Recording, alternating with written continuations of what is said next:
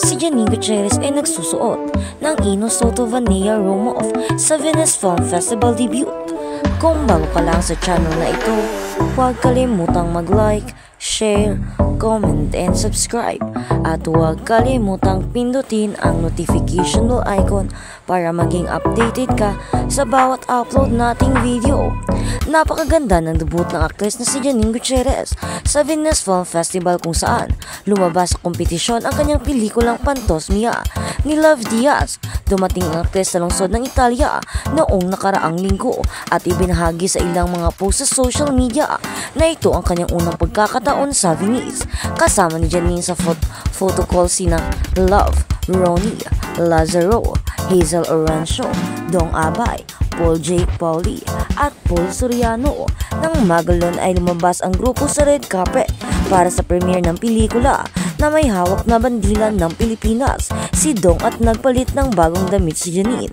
Pangalawang outfit ni Janine ay isang blue tulip skirt na gown ni Vanilla Romanoff na may malalim na neckline slim top at low back na ginagawa siyang kamukha ng modernong Filipina Cinderella. Ang aktris ay nagbahagi ng ilang mga larawan mula sa mga parehong photo call at red carpet sa kanyang Instagram account na tinawag ang buong karanasan na isang pangarap na natupad. Isang buod para sa Pantos Mia ang nagsasabi na ang karakter ni Ronnie ay may paulit-ulit na misteryosong problema sa olfaktoryo na pinaniniwalaan ng isang tagapayo na isang multo na animoy dulot ng trauma. Ibig sabihin ay dapat harapin ng karakter ang kanyang nakaraang militar reassigned sa napakabilib na Pulo Penal Colony. Dapat din niyang harapin ang mga kasuklam-suklam na katotohanan ng kanyang kasalukuyang sitwasyon. Tulad ng karamihan sa mga pelikulang love, ang runtime ng Pantos Mia ay umuusad sa 245 minuto o mahigit 4 na oras lang. Ito ang ikawalong pelikula ng direktor na naging bahagi ng Venice Film Festival na nasa ika-81 na taon ng ngayon. Ang unang entry ni Love na kagandahan sa banwaan ng mga engkanto noong 2007 ay nakatanggap ng Horizon Special Mention.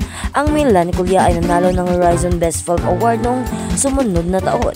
Ang babaeng humayon na pinagbibidahan ni Charo Santos Concho ay nanalo sa 2016 Golden Lion at noong nanalo si 2020 Love ng Horizon Best Director Plum para sa Lahing Hayop.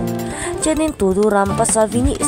As we write this, nagre-ready pa lang si Janine Gutierrez para sa red carpet premiere ng Pantos Mia movie ni Direk Love Diaz kung saan co-star niya si Ronnie Lazaro kasama sa Venice Film Festival o Viñales Cinema 2024 ang Pantos Mia pero hindi in competition.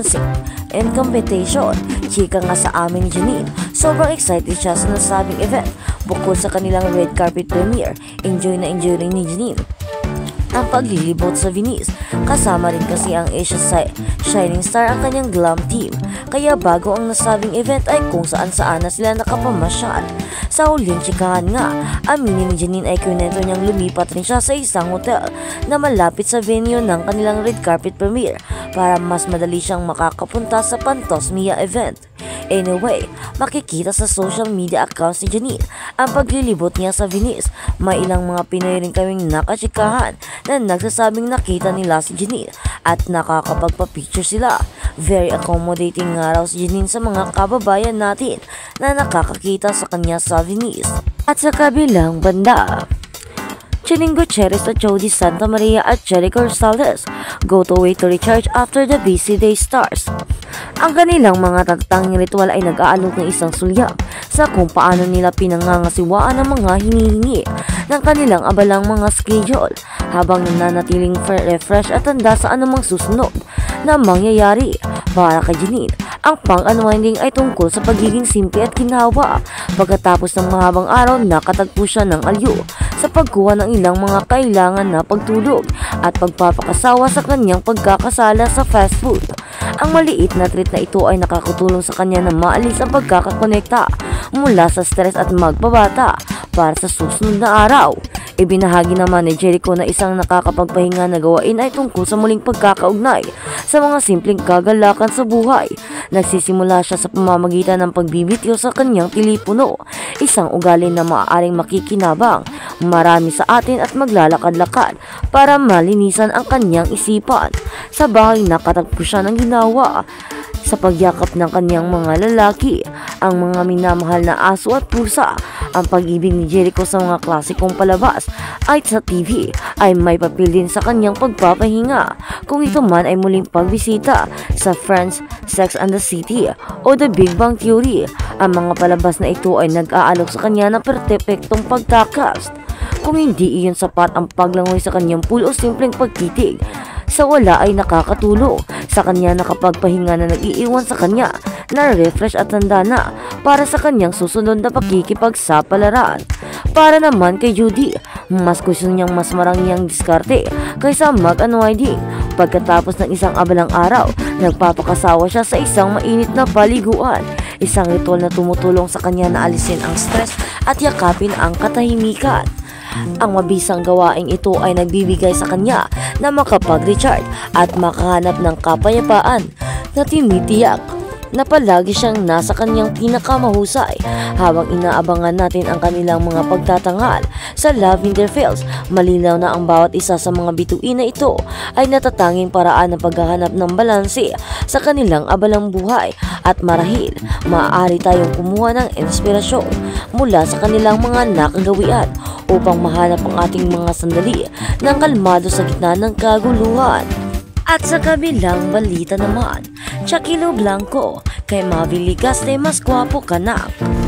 Tila may nais raw paringgan ng aktres na si Jackie Lou Blanco sa naging komento nito sa larawan ni Mavi Ligaspe nitong Lunes, September 2. Nagpost ng larawan si Mavi sa kanyang Instagram page kung saan nag-iwan ng komento ang batikang aktres. Makikita sa naturang larawan ang pagpayat ni Mavi na may caption na, "Been doing just fine." Isa nga si Jackie Lou sa nagpahayag ng kanyang kagalakan sa naging progress ng aktor. Aniya, mas gumwapo si Mavi. "Mas gwapo ka nak, looking great, keep it up." Komento ni Jackie Lou. Maging ang kapuso actress comedian na si Charis Solomon ay napahanga sa progress ng anak ni Carmena Villarreal. Ngunit tila minasama ng ilan sa mga netizens ang naging komento ni Jackie Lou sa post ni Mavi dahil kinukumpara umano nito ang aktor kay Kobe Paras. Para sa mga hindi aware, dating may relasyon sina Mavi at Kaylin, ngunit hiwalay na ang mga ito at ngayon nga ay sina Kobe at Kaylin ay nalilink na sa isa't isa. Bagamat wala namang sinasabing iba, si Jackie Lou ay naging pala desisyon ang madlang people dahil sa salitang mas. Jackie Lou Blanco, more masculine naman yung isa, hihi. Comment ng isang netizens. Hirit naman ng isa kay Jackie Lou, mas gwapo naman si Kobe, layo lakas ng appeal. Sa ngayon ay wala namang inilalabas na pahayag o paglilinaw si Jackie Lou ukol sa isyong kinasasangkutan nito. Ang sa kanya namang kasing comment ay wala namang ibig sabihin. Sinabi lang ng mas gwapo, pero hindi naman ibig sabihin kinukumpara na niya ito, lalo na sa nalilink ngayon kay Kailin Alcantara na si Kobe Paras. Comment na iyon naman ay para lang talaga kay Mavi, na impress lang siya kung kaanong naging progress nito, kung paanong pumayat ito at mas gumawa.